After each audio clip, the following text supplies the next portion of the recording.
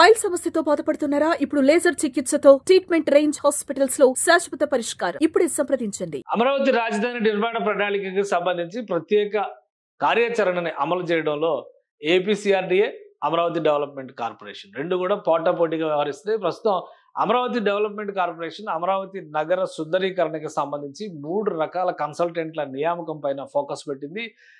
అమరావతి నగరంలో డెవలప్ చేయబోతున్నటువంటి పార్కుల కోసం, అలానే రివర్ ఫ్రంట్ డెవలప్మెంట్, మరోవైపు రోడ్ల పైన బ్యూటిఫికేషన్ ప్రక్రియ, ఈ మూడింటికి సంబంధించి స్పెషల్ నోటిఫికేషన్స్ రిలీజ్ చేసింది. అసలు ఇందులో ఏమేమి కంపోనెంట్స్ ఉన్నాయి, ఎలాంటి అంశాలను విశ్లేషించేటువంటి అవకాశం ఉంటుంది, ఒకసారి విశ్లేషించే ప్రయత్నం చేద్దాం. ఇది అమరావతి డెవలప్మెంట్ కార్పొరేషన్ ప్రత్యేకంగా బ్యూటీకి సంబంధించి, అలానే నగర ప్రణాళికలో భాగంగా వరద నీటి నిర్వహణ, ఇతర సౌకర్యాలపైన ఎక్కువ ఫోకస్ పెడుతుంది.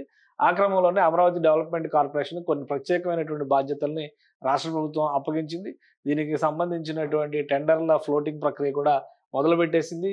అనేక కార్యక్రమాలకు సంబంధించినటువంటి టెండర్స్ని ఇప్పటికే రిలీజ్ చేసింది. జనవరి మాసంలోనే రివర్ వాటర్ మేనేజ్మెంట్, అలానే వరద నీటి నిర్వహణకు సంబంధించి కొండవీటి వాగు, పాలవాగు, వీటన్నిటిని సమన్వయం చేసేటువంటి బాధ్యతని అమరావతి డెవలప్మెంట్ కార్పొరేషన్ తీసుకుంది. ఇప్పుడు కొత్తగా 3 అంశాలకు సంబంధించినటువంటి నోటిఫికేషన్ రిలీజ్ చేసింది. అవేంటి ఒకసారి చూద్దాం. గ్రీన్ మాస్టర్ ప్లాన్ అనే ఒక గ్రీన్ ప్లాన్ ని రెడీ చేసుకొని పెట్టుకుంది అమరావతి డెవలప్మెంట్ కార్పొరేషన్. ఎందుకంటే అక్కడ సుందరీకరణ ప్లస్ పచ్చదనం, ఎందుకంటే గ్రీన్ అండ్ బ్లూ సిటీ అనేటువంటి మాటని అమరావతికి సంబంధించి పదే పదే ప్రభుత్వం మాస్టర్ ప్లాన్ లో ప్రతిపాదించింది. వాటిని అమలు చేసేటువంటి బాధ్యతని అమరావతి డెవలప్మెంట్ కార్పొరేషన్ చేపట్టింది. ఇందులో భాగంగా అమరావతి గ్రీనింగ్ డెవలప్మెంట్ ప్రాజెక్ట్, అంటే ఈ ప్రాజెక్ట్ లో భాగంగా ప్రతి చోట పచ్చదనం ఉండేలాగా చూడబోతున్నారు. ఈ పచ్చదనాన్ని చూపించేటువంటి క్రమంలోనే రాష్ట్ర ప్రభుత్వం మాస్టర్ ప్లాన్ లో ఇచ్చినటువంటి, ఇది కోర్ క్యాపిటల్ ఏరియా, దానికి సంబంధించినటువంటి 53,000 ఎకరాల భూమిలో 15,990 ఎకరాల భూమిని పూర్తిగా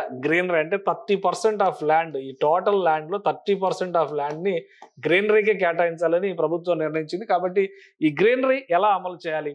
3 green zones and multiple typologies of green spaces ని క్రియేట్ చేయాలి. దానిలో ఇది మొత్తం కూడా గ్రీన్ ప్లాన్, ఈ మ్యాప్ మొత్తం గ్రీన్ ప్లాన్ అన్నమాట. ఈ చుక్కలన్నీ కనిపిస్తున్నాయి కదా, ఇవన్నీ ఎటువంటి గ్రీనరీని, ఎటువంటి వరద నీటి నిర్వహణని నిర్వహించబోతున్నారని చెప్పడం కోసమే ఈ డిజైన్స్ అన్నింటినీ కూడా అమరావతి డెవలప్మెంట్ కార్పొరేషన్ రూపొందించింది. సో ఇందులో భాగంగా ఇప్పుడు ఫస్ట్ ఫేజ్ ఒక నోటిఫికేషన్ రిలీజ్ చేసింది.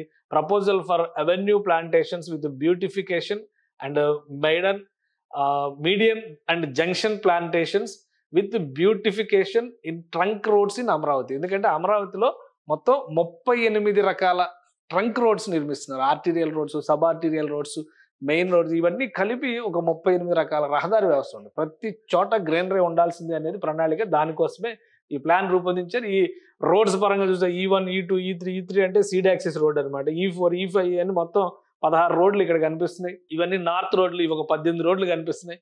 సో మొత్తం వీటన్నిటినీ కూడా along side green buffer along the roads, మొత్తం బఫర్ జోన్స్ లాగా ఆ గ్రీన్ బఫర్స్ ని డెవలప్ చేయాల్సినటువంటి అవసరం. దానికి సంబంధించినటువంటి నమూనా మ్యాప్ ని కూడా అప్పుడే డిజైన్ చేసేది. ఇదంతా మాస్టర్ ప్లాన్ లో భాగంగా జరిగినటువంటి కసరత్తే. అంటే రహదారి పక్కన ఎక్కడైతే పెడిస్ట్రియన్స్ ఉంటారో ఆ పక్కన గ్రీన్, ఇది అలానే సెంట్రల్ లో బ్యూటిఫికేషన్, ఇటువైపు చూస్తే ఇది హై లెవెల్ వెహికల్స్ వెళ్ళేటువంటి మార్గం, దాని తర్వాత వచ్చేటువంటి డివిజన్లో, ఆ తర్వాత వచ్చేటువంటి డివిజన్, ఇవన్నీ కూడా మొత్తం 8 లేన్ రహదారులుగా వీటన్నిటిని డెవలప్ చేస్తున్నారు. కాబట్టి ప్రతి చోట కూడా గ్రీనరీ ఉండాల్సిందే. పొల్యూషన్ లేకుండా, పొల్యూషన్ ఫ్రీ జోన్ గా దీన్ని డిక్లేర్ చేయాలంటే కనుక ఈ కార్బన్ ఎమిషన్స్ లేనటువంటి వాహనాలపైన ఎక్కువగా రాష్ట్ర ప్రభుత్వం దృష్టి పెట్టేటువంటి అవకాశం ఉంది. ప్రస్తుతానికి అయితే పెట్రోల్ డీజిల్ వెహికల్స్ నడుస్తున్నాయి కాబట్టి అన్ని ఎలక్ట్రిక్ వెహికల్స్ అంటే రావు కాబట్టి వాటిని అలౌ చేస్తున్నారు.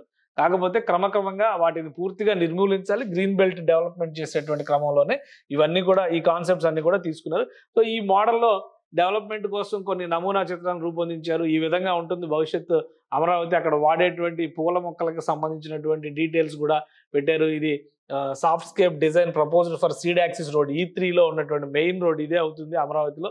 సో ఇలా గ్రీన్ బెల్ట్ తో డెవలప్ చేయాలనేటువంటి అంశం పైన ఇవన్నీ గ్రీన్ ఏరియాస్ మీరు చూస్తే కనుక ఇది నెక్స్ట్ లెవెల్లో. నెక్స్ట్ రెండో ప్రపోజల్ ఏంటంటే request proposal for development of parks with landscapes and plantations in Amaravati. అమరావతిలో చాలా పార్కుల్ని హై లెవెల్, మీరు ఒక విషయం గమనిస్తే హైదరాబాద్ లో డెవలప్ చేసినటువంటి చాలా పార్కులు చంద్రబాబు నాయుడు గారి ప్రభుత్వ హయాంలో జరిగినాయి. చెప్పాలంటే కాసు బ్రహ్మానందరెడ్డి పార్క్ దగ్గర నుంచి మొదలుకున్నారు. అంతకు ముందర ఉన్న పార్కే, కానీ పేరు పెట్టడం కానీ దాన్ని ఒక వాకర్స్ పాత్ గా, వాకర్స్ హెవెన్ గా మార్చింది ఆ గవర్నమెంట్ హయాంలోనే. అలానే కృష్ణకాంత్ పార్క్ కావచ్చు, ఇంకా చాలా పార్కులు ఉన్నాయి. ఈ జలగం వెంగళరావు పార్క్ కావచ్చు, ఇవన్నీ కూడా వరుసగా అప్పుడు గ్రీన్ బెల్ట్ డెవలప్మెంట్ భాగంలోనే చేశారు. ఇప్పుడు అమరావతిలో కూడా అలానే గ్రీన్ బెల్ట్ డెవలప్మెంట్ లో భాగంగా చూస్తే శాఖమూరు పార్క్ ఇది ఒక్కటే 190 ఎకరాల్లో విస్తరించింది. మల్కాపురం పార్క్ 21 ఎకరాల్లో విస్తరించింది. అనంతపురం పార్క్ 35 ఎకరాల్లో విస్తరించింది. మొత్తం కలిపి చూస్తే 246 ఎకరాల పార్కులు ఉన్నాయన్నమాట. ఇవన్నీ కూడా రీజనల్ పార్క్స్ కింద రాష్ట్ర ప్రభుత్వం డిజైన్ చేసింది. వీటికి సంబంధించినటువంటి మ్యాప్స్ కూడా మనం ఇక్కడ చూడొచ్చు. ఇగో ఇవి 3 యాంగిల్స్ లో కూడా, అంటే అడ్మినిస్ట్రేటివ్ ఏరియాకి సంబంధించినటువంటి 3 మార్గాల్లో కూడా వీటిని డెవలప్ చేస్తున్నారు. సో వాటికి సంబంధించి ఈ డెవలప్మెంట్ ప్రాజెక్ట్ లో కన్సల్టెంట్స్ ని ఇన్వైట్ చేసింది, ప్రపోజల్స్ ని, కన్సల్టెంట్స్ ని. ఫ్లవర్ గార్డెన్, క్రాఫ్ట్ బజారు, musical fountain, laser show, nursery for flower garden, wildness park, amusement entertainment park, children's park, అంటే ఇవన్నీ కూడా రాబోయే రోజుల్లో ఒక పెద్ద పెద్ద పార్కులుగా మారేటువంటి అవకాశం. అంతా శాఖమూరు పార్క్ కి సంబంధించినటువంటి ప్రపోజల్, 190 ఎకరాల ప్రపోజల్, 4.4 కిలోమీటర్స్ వాక్వే ఉంటుంది, ప్లాంటేషన్స్, ఇవన్నీ కూడా డిజైన్స్, ఇవన్నీ డెవలప్ చేసేటువంటి క్రమంలో తీసుకున్నాయి. అలానే అనంతపురం పార్క్, ఇది 35 ఎకరాల పార్క్. ఇందులో administration, parking, central park, ancient India theme park, ఇవన్నీ కూడా ఈ కాన్సెప్ట్స్ ఇచ్చారు ఆల్రెడీ. ఈ కాన్సెప్ట్స్ తగ్గట్టుగానే వీళ్ళు డెవలప్మెంట్ ప్రాసెస్ ను కూడా ముందుకు తీసుకెళ్లాల్సినటువంటి అవసరం ఉంటుంది. 21 ఎకరాస్ లో ఇది మల్కాపురం పార్క్ ని ఆల్రెడీ ఈ మధ్య గ్రీన్ బెల్ట్ డెవలప్ అయిందని ఈ పార్క్ కి సంబంధించినటువంటి ఫోటోలు కూడా తెగ వైరల్ అయినాయి కూటమి ప్రభుత్వం వచ్చిన కొద్ది రోజుల్లోనే. సో అది పార్కులకు సంబంధించినటువంటి కథ. ఇంకొకటి చూస్తే కనుక beautification of reservoirs and canals and వాగుస్.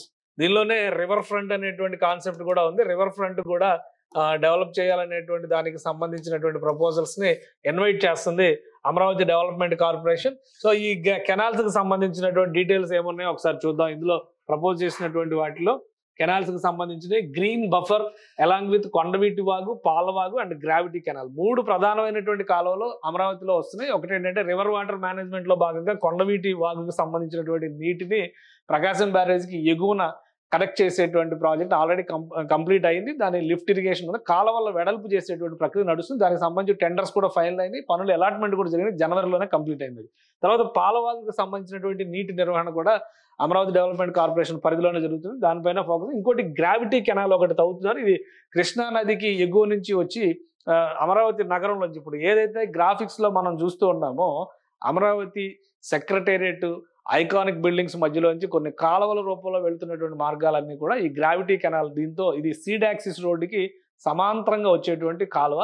దీనిలో పడవ ప్రయాణం చేసేందుకు కావాల్సినటువంటి వెసులుబాట్లు కూడా భవిష్యత్తులో తీసుకొస్తారు. అంటే వాటర్ ఇరిగేషన్, వాటర్ ట్రావెలింగ్, అంటే కెనాల్ ట్రావెలింగ్ సిస్టమ్స్ ని ఎలా అయితే ఇప్పుడు వాటర్ రూట్స్ ని డెవలప్ చేయాలని గతంలో అనుకున్నారో, బకింగ్హామ్ కెనాల్ లాంటి వాటిని చెన్నై వరకు కనెక్ట్ చేయాలని చెప్పి అనుకున్నారో, అదే తరహాలో అమరావతి ప్లాన్ లోనే ఈ కెనాల్ రూట్స్ అనేవి ముందుగానే డిజైన్ అయి ఉన్నాయి కాబట్టి వాటి అన్నిటిపైన ప్రత్యేకమైనటువంటి ఫోకస్ పెట్టారు.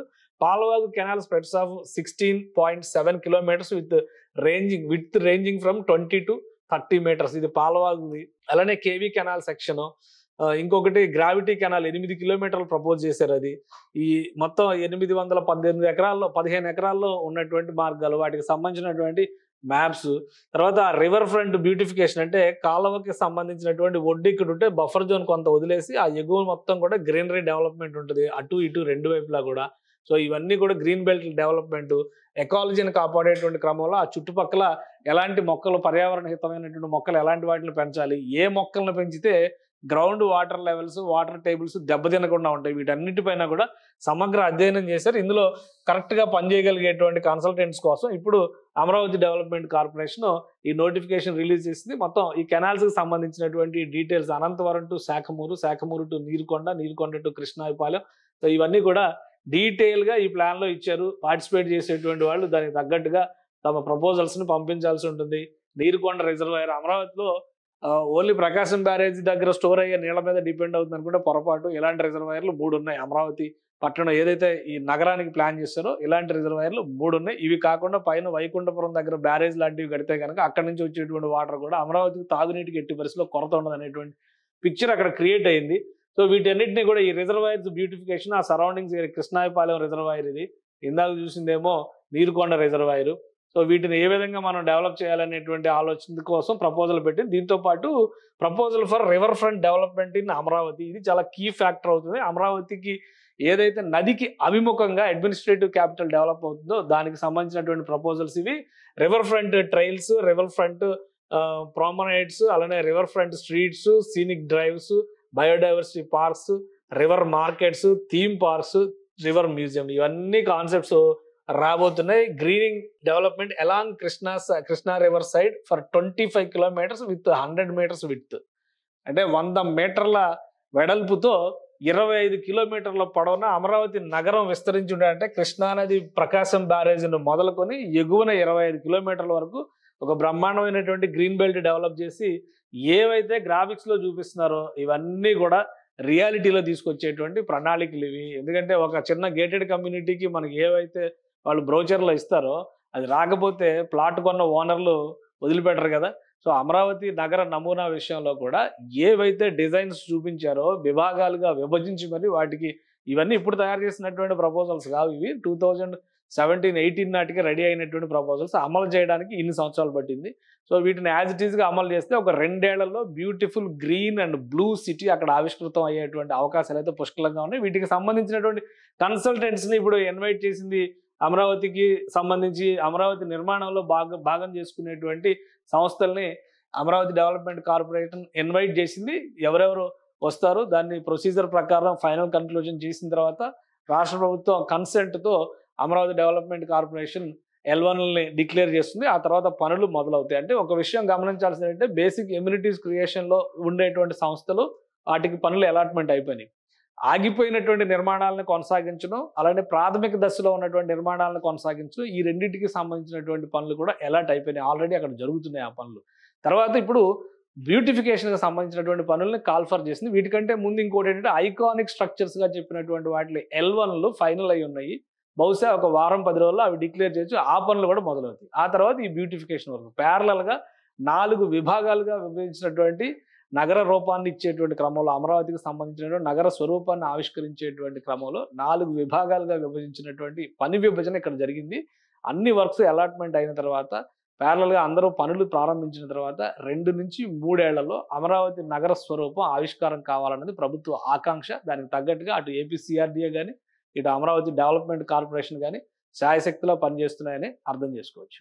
సుమన్ టీవీలో మీ పర్సనల్ అండ్ బిజినెస్ ప్రమోషన్స్ కోసం కింది నెంబర్కి కాంటాక్ట్ చేయండి.